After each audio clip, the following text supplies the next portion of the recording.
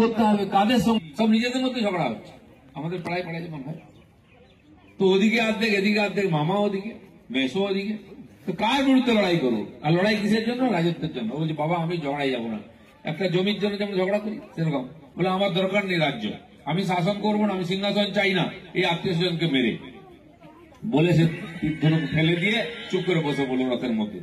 তো সবাই বলে ওই তো হিরো, ওই তো লড়াই করবে, জিতবো ওর জন্য, ও লড়াই না করলে জিতবে কি করে? তার রথ চালাচ্ছিলেন ভগবান শ্রীকৃষ্ণ। তিনি বলছে আরে কি করছো তুমি? বলছে না আমাকে মাফ করুন, আমি আর এই যুদ্ধ পারবো না। কাদের বিরুদ্ধে যুদ্ধ করছো? ওরা দেখতে মনে হচ্ছে তোমার কাকা জ্যাঠা, কিন্তু ওরা সব অন্যায়ের পক্ষে আছে, পাপ করেছে। দুর্যোধন যে অন্যায় করেছে, তোমাদের জমি বাড়ি কেড়ে নিয়েছে, দ্রৌপদীকে অপহরণ করেছে, এত মানুষের উপর অত্যাচার করছে, বড়দের অপমান করছে, অধার্মিক লোকেদের সঙ্গে আছে।